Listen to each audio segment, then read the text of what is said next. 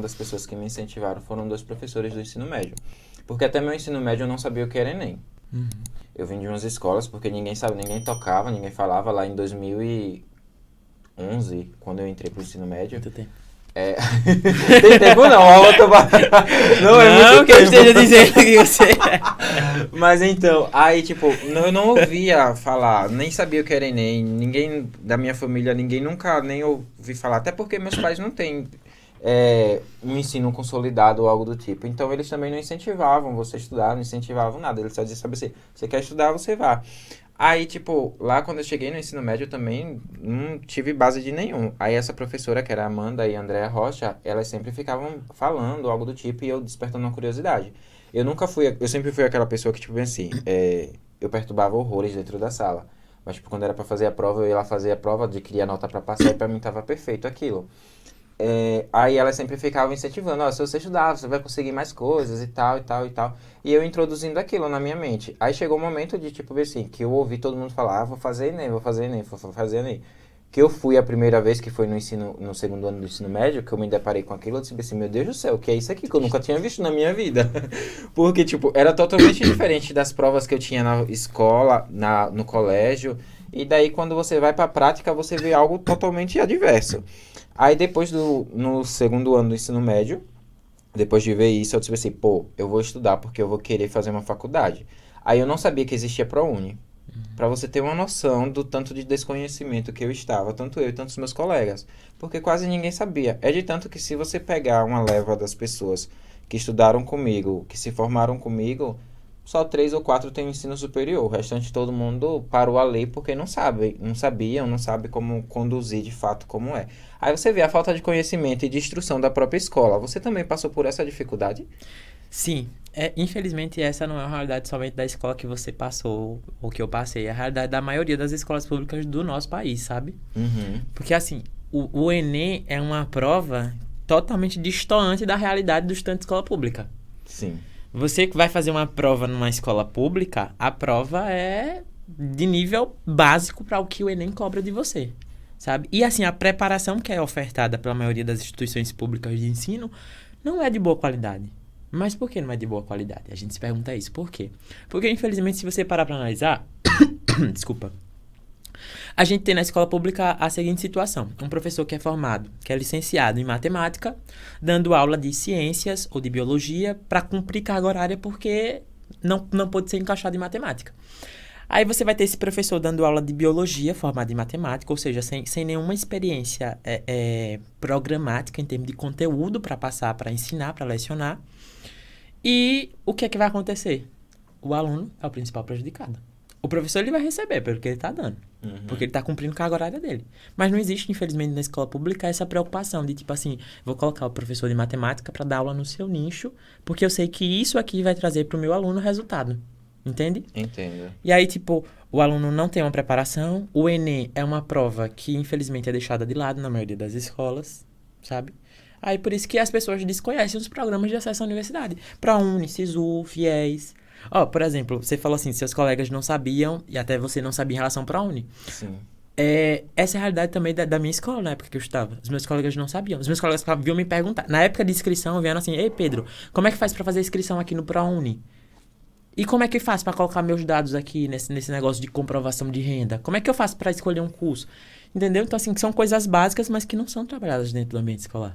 Isso, e que eles não têm essa ideia de, tipo, ver assim, beleza, eu vou colocar aqui, vou ensinar para eles terem acesso.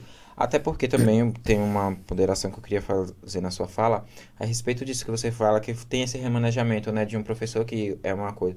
Eu acredito também que possa ser que tenha esse, mas também há outros probleminhas por fora. Principalmente a respeito, tipo assim, tem alguns professores que eles são formados de fato na área, tipo, eu sou formado em português, eu ensino na rede pública e na rede privada. Só que na rede privada, todas as pessoas têm notas maravilhosas lá na rede privada a respeito com o mesmo professor e basicamente os mesmos assuntos. Quando você vai para a rede pública, é o mesmo professor, basicamente os mesmos assuntos, só que o rendimento é totalmente diferente. E os alunos não aprendem a respeito daquilo. Aí eu sempre me perguntei, por quê? porque é o mesmo professor, mesmos assuntos, e por que é essa diferença dos alunos da escola pública não aprenderem e da escola particular não aprenderem, né? Tipo, ter mais acesso. Eu questionei uma vez isso a um professor, e ele me relatou uma coisa, que tipo assim, não depende só da cobrança do professor a respeito disso. Enquanto em escola particular, há uma cobrança tanto da direção, tanto dos professores cobrando aos alunos e tanto dos próprios pais cobrando aos alunos. Então, para isso, eles se destacam mais, se dedicam mais a respeito disso. Já na escola pública, eles saltam só ali só para passar o assunto e não tem cobrança da direção e nem dos pais que são interessados. Eu mesmo trago isso para minha realidade porque durante todo o meu currículo escolar que eu passei, meus pais só tiveram só na escola só quando foram convocados. A não ser, não iam de forma alguma. Então, quando diziam assim, ó, você só entra só com seus pais, aí era que meu pai e minha mãe iam. Mas a não ser, não ia. Então, não tinha um acompanhamento familiar. Você acha que isso também é uma dificuldade para eles terem acesso, já que você também lida com até adolescentes e para induzir eles a passarem no Enem ou algo do tipo? Sim, a participação da família é realmente imprescindível, sabe? Por exemplo, dentro da mentoria, nesse último mês, o Luke tá aqui, tá de prova, a gente fez uma reunião com os pais, porque assim, a gente tá um mês da prova do Enem, e a gente que passou por essa realidade e sabe como é, sabe que é importante o apoio nessa reta final, porque assim, ó, o emocional do vestibulando nesse último mês fica fragilizado, aí entra em contato com as redes sociais, nas redes sociais, que é polarizada de informação. Você tá na rede social, aí quando você tá vendo uma publicação diz assim, que foi até a realidade dessa aula. Eu dei uma aula ontem e meus alunos chegaram pra mim pra me perguntar. E é uma pergunta frequente. Eles falaram assim, Pedro, mas eu vi no Instagram que eu primeiramente não pode ser utilizado mais na redação. Eu falei, gente, isso foi discussão desde o início do ano. Mas eu tenho certeza que você viu isso foi no Instagram, porque a gente tá um mês da prova. E você vai ver várias pessoas disseminando várias informações do jeito que elas querem. Então, assim, esse último mês é importante o apoio familiar, por quê? Porque o jovem está mais pressionado, o jovem está com mais ansiedade, porque a prova está se aproximando e talvez ele não tenha conseguido dar conta de tudo. Inclusive, ele não dá, como a gente, não tem condições da gente dar conta de tudo. Por exemplo, hoje eu estou aprovado, né? Hoje eu faço medicina, eu curso medicina. Mas eu não posso chegar aqui e dizer assim, eu sou foda e eu consegui cumprir 100% da matriz curricular do Enem. Ou seja, todos os conteúdos. Porque não tem condições. Não tem como uma pessoa gabaritar o Enem ou tipo, pra você gabaritar uma prova, principalmente uma prova com muitas questões, é uma raridade absurda. Sim, e eu falo assim, no sentido de estudar a grade de conteúdos antes da prova, sabe? Não tem condições. Só que assim, a gente trabalha com estratégia. Dentro da mentoria, inclusive, isso acontece. Por exemplo, o Enem tem lá, sei lá, 300 conteúdos para serem estudados. Pronto. Mas a gente sabe que na prova, em todas as edições, não foram cobrados esses 300 conteúdos.